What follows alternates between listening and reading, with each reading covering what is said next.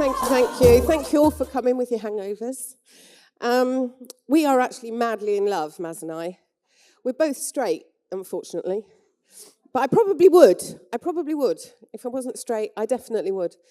And so I need your help today, and I need a bit of sympathy, because I've got an abscess the size of a golf ball in my mouth, which is why I look kind of like I've either had a really bad kind of filler job or a stroke. So I'm flying high as a kite on painkillers. So this session could go any way. I've got no idea. But I'm going to try and share some learning with you and some of the things that I've learned along the way, working with over 1,400 alumni of the Marketing Academy around the world, including 400 CMOs. I think there's some of my alumni in the room, right? Yes! Oh, thanks for coming, guys. Right, okay, I'm going to whiz through this. I'm going to talk really fast because I've got about 105 slides and 29 minutes. So, is it a bit of a shit show in the world at the moment? Are we all feeling like it's a little bit tough? It's a little bit hard? Everything's a bit tight, budgets are slashed, Trump's it. No, I'm not going to say that. And it should feel like a bit of a walk in the park, but it doesn't. It feels much, much more like this. And this is what we're facing every single day. When coming to work, we're facing whitewater rapids, which is a bit of a shit. The thing that's going to get us through, I think, the shit storm that's hitting the world at the moment is exceptional leadership. And I'm going to talk quite a bit about leadership this morning. And I think it's a good idea for me to give some context about why we do what we do and why I do what I do within the Marketing Academy. So I've shared this before, but I'm going to share it again. A few years ago in the UK, I was doing a keynote for the Festival of Marketing in the UK. And just like today, if you're at keynote, you come and sit down at the session before the one you're on, just out of politeness, and pretend you're not bored. I was sitting at the front row, and I read the bio of the guy that was getting up before me, and they said he was a marketing leadership guru. And I thought, he's going to be a dick. And here, the first thing he did was he showed this slide. So it's a bit blurry because I took it. He showed this slide. So the first words out of his mouth was, you've all been told the wrong thing about leadership. You've been given the wrong advice. The advice you've been given is that you need to be authentic, modest, compassionate, and warm. And that's the wrong advice. Because it's all about power, and hierarchy exists, and status exists, blah, blah. And I thought, yeah, I was right, he's a dick. He's an absolute dick. And he showed this book, which I cut off the photo, by this guy called Jeffrey Pfeffer. And I'd never heard of him, and I'd never heard of the book. And the book is called The 7 Rules of Power. And I thought, I bet he's a dick too, because he's obviously taught this bloke everything he knew. So what I didn't realise is that I was actually a first connection of this Jeffrey Pfeffer guy on LinkedIn. And Jeffrey Pfeffer is a professor of Stanford University, and he teaches the MBA at Stanford to 25-year-olds, because in the States, they tend to do their MBAs really young. So he teaches this sort of power class in the MBA. And I realised that he was on LinkedIn because I'm scrolling, and I see this article, and the context is Boris Johnson had just apologised for being a dick. Boris Johnson, our Prime Minister, as was in the UK. And he apologised and obviously had to resign. And so Pfeffer wrote this.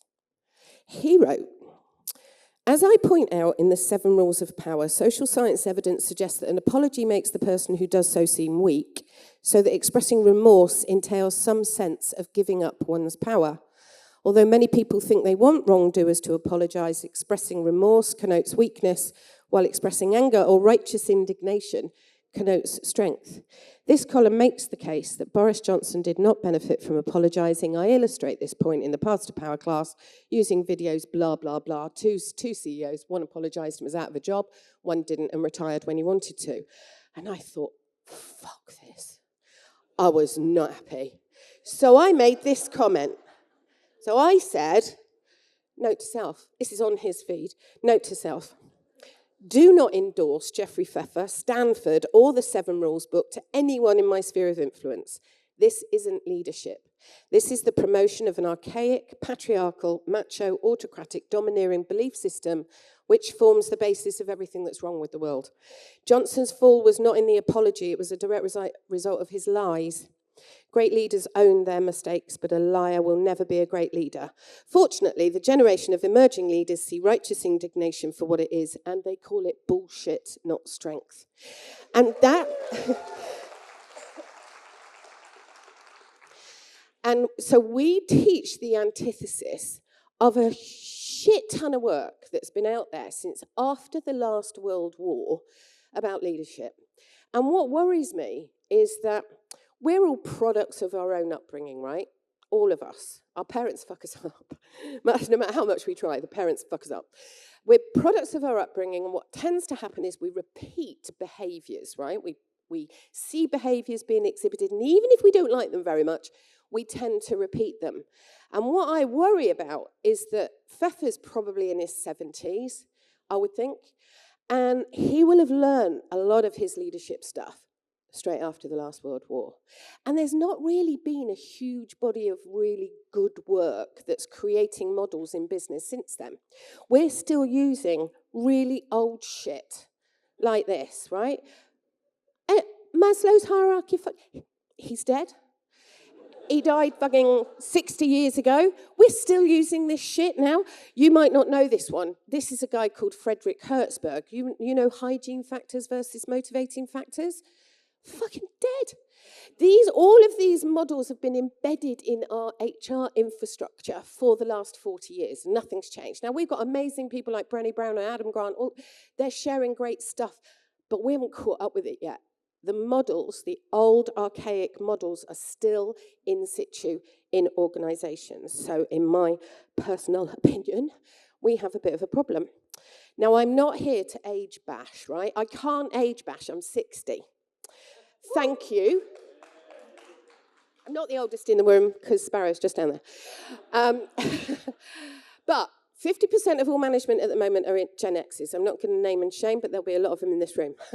And 12% of the workforce are baby boomers. And here's a bit of a problem, because this is their frame of reference. This is the workplace when they were the age of the current Gen Ys and Gen Zs, right? It was a shit show back then. Look, they've got women behind fucking sewing machines. What the fuck is that about? That's baby boomers and Gen X's. They had Gordon Gekko. It was the 80s. It was horrible. It was all about winning, winning, winning at the cost of everything. And we didn't actually like the way we were being led, but badly led people lead people badly.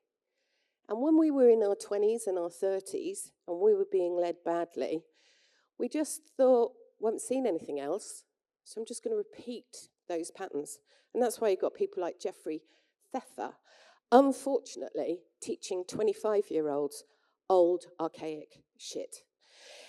This was the sort of shit that was going on for us. And a lot of people in the room are going to recognise this, because I think, unfortunately, you might even recognise this now. These were the kind of principles that we were led by. Look at that shit. Live to work harder, be the first in the office every day, be the last to leave at the end of the day. Motivate by fear. Reward them with money. Have a stiff upper lip. You can't cry in the workforce. You can't cry at work. Don't ever show your soft underbelly. Somebody will stab you. You can and must have it all. That's how baby boomers, Gen X's, and to a degree, Gen Ys have been taught. So if you've been taught like that, it's really tempting to lead like that. So we need to change the playbook. We need a paradigm shift. And what we really need is we need less management and more leadership. Let me explain the difference between the two. In our philosophy, there's lots of different viewpoints on what the difference is between management and leadership, but here's ours. Great managers will ensure that people perform at the best they can by telling them what they need to do, telling them how to do it, telling them the budget they've got, telling them timescales they've got, making sure that they've got everything they need to do that. But it's very much about control.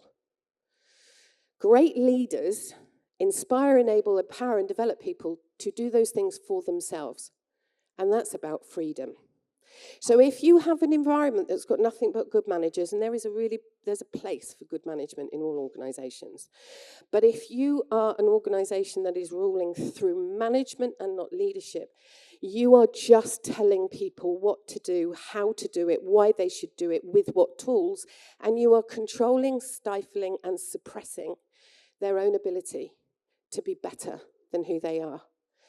If a good manager leaves the workforce and has spent a decade just telling people what to do, and he leaves or falls under a bus, joins a new team, what's the likelihood of those individuals being able to perform at that level without that person there?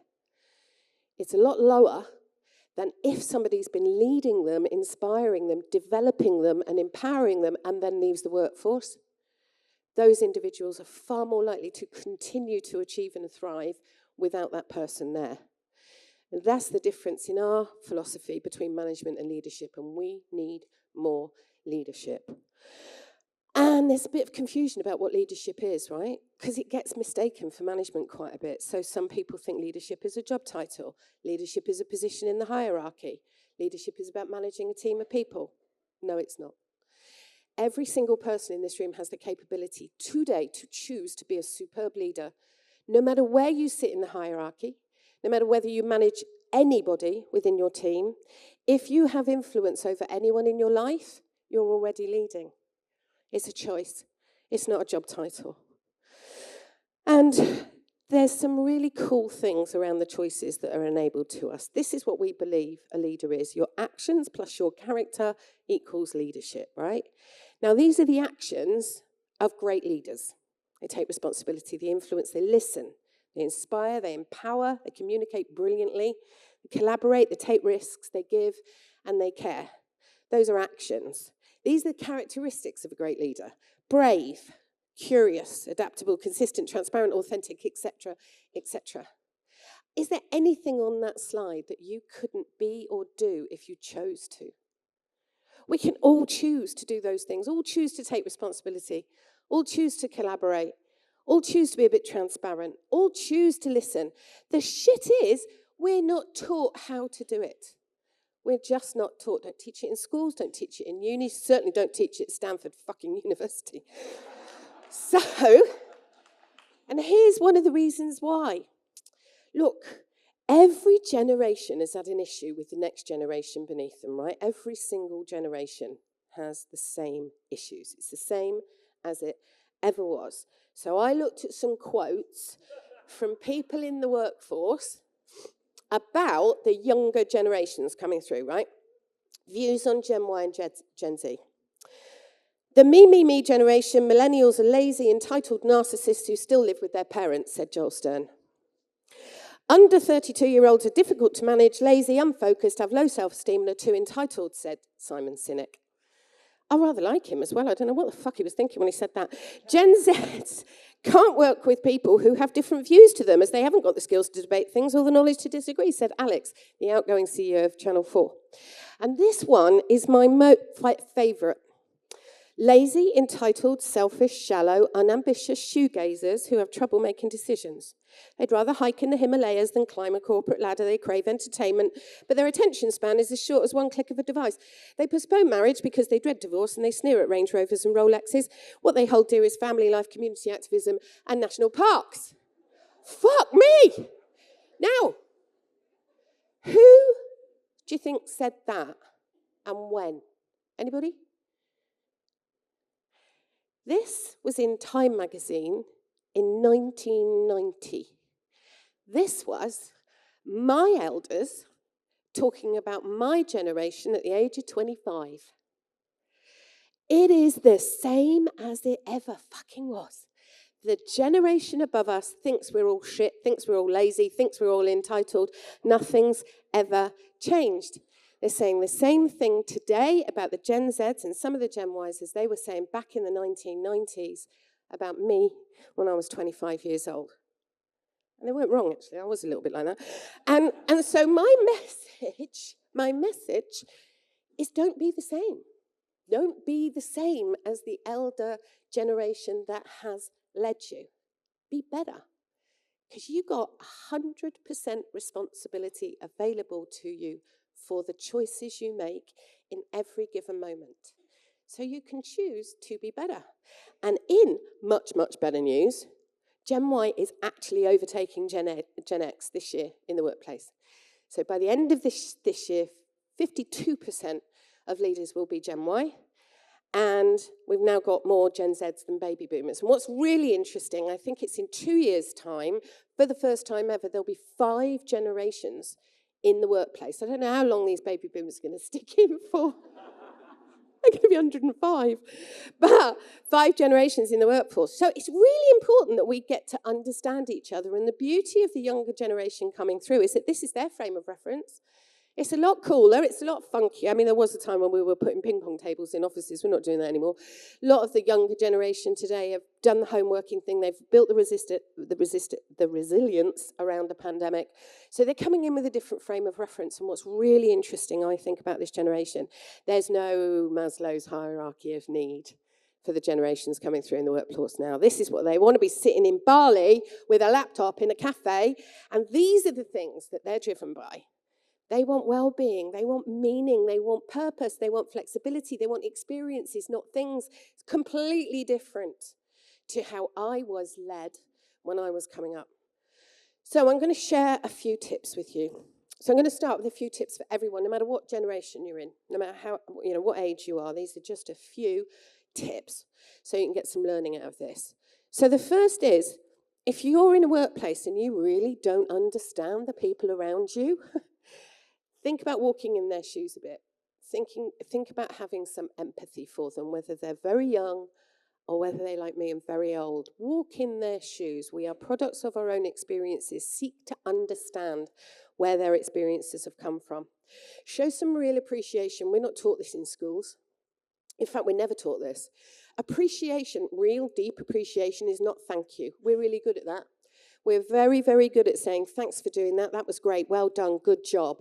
What we're not very good at is we're not very good at taking an opportunity to shine a light on the ability that somebody's got or the way in which they make people feel or a particular skill or capability by saying, that work you did there, that is so exceptional. What you're showing me is you really do understand the power of words, and your commitment to this company is amazing. And I deeply appreciate that about you. That's appreciation. We're really good at shining a light on the things we do bad. We're not very good at shining a light on the things that people do well. So show real appreciation. Seek to give, not get. I have a real hobby horse about this. Seek to give, not get. We are hardwired to get shit, right? Hardwired to get our bosses to give us promotions, get our customers to give us more business, get our teams to work harder and faster and sharper with less resource. All about get.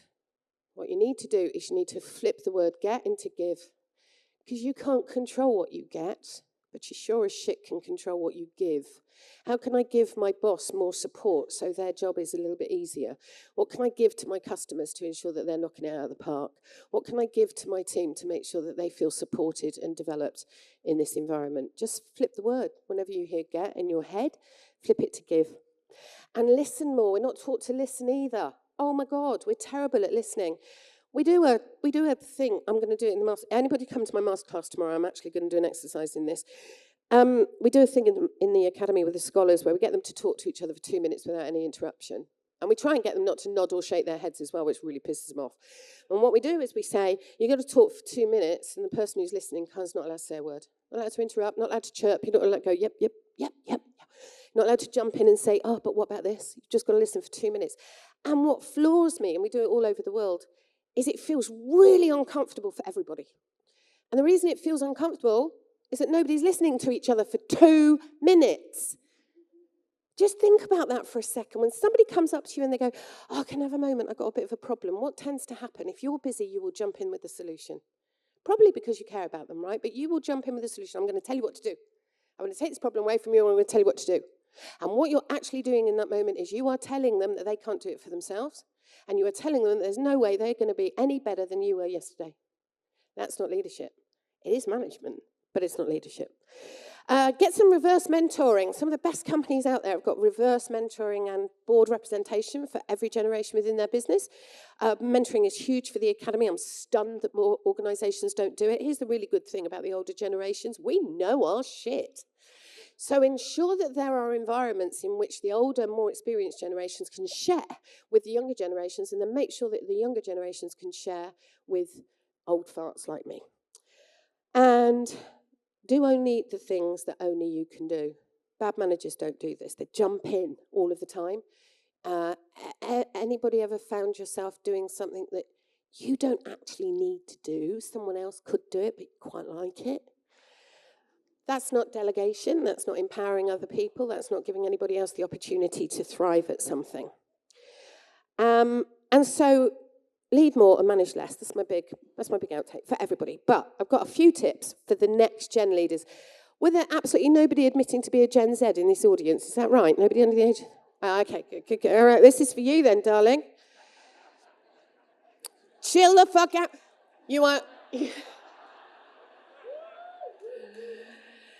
You are seriously not going to get promoted every 6 months and get a pay rise every 3 months. It's not going to fucking happen. And you're going to be working for far longer than we are. So your career is longer. So just chill out a little bit. You don't have to. It's not a sprint. You can really chill out about your career. Be honest and give some feedback. There's a lot of the younger leaders that we work with around the world really don't know how honest or open they can be with their superiors because of all of the hierarchical shit. But feedback is an absolute gift. It's the breakfast of champions, and radical candor and honest, well-planned, well-thought-through feedback is a gift. This is really key. It is not your employer's job to promote you. It is your job to be promotable. The only thing that our employers need to do for us is to pay us a good wage for a fairly good job. That's it. Anything else, everything else is discretionary. So it's not their job. So you can't get frustrated if you're not getting promoted. You either change something about it, be better, or leave. That's your choice. Take ownership and seek responsibility. So just push that bit harder for that bit more of a project, bit more responsibility, better experiences, and embrace your power, right? The younger generation, I mean, you know what AI is, right? I've only just got ChatGPT, I've got no fucking idea how to use it. So the younger generations coming through now have got real power to influence the people further up in their organisation because they know shit. Be the change you want to see. Don't get frustrated. I know we fucked up the planet, but don't get frustrated about it. You can do something about it. Just be the change you want to see. And lastly, just tell your parents you love them more often. That's for my 3 daughters. Right, for Gen X. This is what Gen X's need to be thinking about. This is what I want you to be. Shining role models of courage. We need bravery. There's a lot of fear in the market at the moment. We need to be courageous. Collaboration, inclusion, flexibility, and patience. Lead from a place of authenticity, vulnerability, compassion, empathy. Leave your people better than you found them, in the words of Sean Hall, one of our alumni. And then get the fuck out of their way. Now, what I don't mean is that you've all got to go fuck off and die somewhere. What I actually mean is get behind them. Right? So get behind them and support them and nurture them and develop them and enable them to fly. There is a huge need to have older, more experienced people within any business. We can become the mentors, the champions, the supporters, but we've got to enable the talent that's coming through underneath us to absolutely shine. It's vital. It's the only way we're going to get through this shit show. We cannot continue to shape leaders in the shape of the leaders who led us badly. We need a paradigm shift. We need a new playbook. And if we get one, my belief is that we will all feel better about that. And remember this, I say this all the time. If you ever see me talk, you'll hear me repeat it. The industry of marketing, media, and advertising can impact every single human being on this planet. 8 billion people on the planet, and it is the power of our industry and the function of marketing that influences them. We can help them to make their decisions. We can challenge and change their behaviors. We can inspire them to buy something, to do something, be something, experience something. That's in our gift. That, for me, means that our industry is the leadership industry. We can change lives, we can change the world, but the intent behind it has to be good. So I'm going to leave with a short video that was filmed by a graduating class of UK scholars. They showed it at their graduation showcase. They decided that what they wanted to do is they wanted to start a rebellion. They wanted to start a rebellion for better. And I can't think of a better way to demonstrate to you the difference of the leadership generations that are coming up behind us. If you remember the slide that I said how we were led, my generation were led, and now listen to how this generation is going to lead. Can you feel that? Because we can. The movement's been building, but now it's time. Time for a rebellion, a new era of leadership. We know what got us here won't get us to where we want to be. And we need you, all of you. We're here today to shape the leaders of tomorrow. This is our rally cry, filled with hope.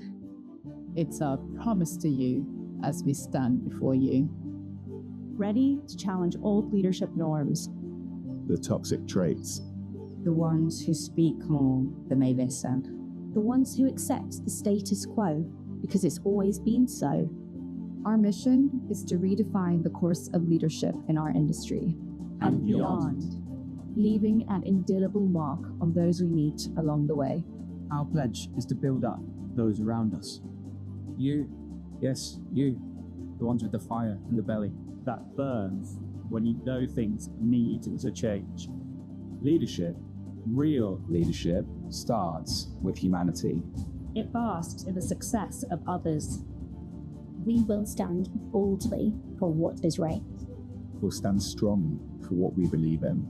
Even when we're the only ones standing. We will collaborate before we critique or compete. We will bravely step into our vulnerability.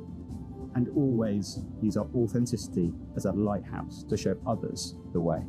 We won't just tell you to be the change we want to see. We will be that change for you to see. For you, future leaders. We are the rebels, but we have a cause. To change the course of leadership and pave the new path for those who will follow us. To be better, because you deserve better. And our rebellion for better Starts now. I mean, cheesy as fuck, right? It's a bit... Did you see a disproportionate number of pregnancies and babies? That cohort had 11 babies from the first boot camp. I think there was something in the water. But I hope that explains to you the kind of leadership that we're talking about, that everybody has got a choice to embrace from this moment onwards. And as I said, it has nothing to do with whether you are in a position of power or a place in the hierarchy. It doesn't mean that you're a boss. It doesn't mean that you're managing a team. It means that you're a friend or a parent or a sibling. It means that you've got subordinates or peers or bosses. It means that you've got clients. You've got any of those people in your life, you can already lead. And if you choose to, you can lead like that. That's it. I'm done. Thank you for listening.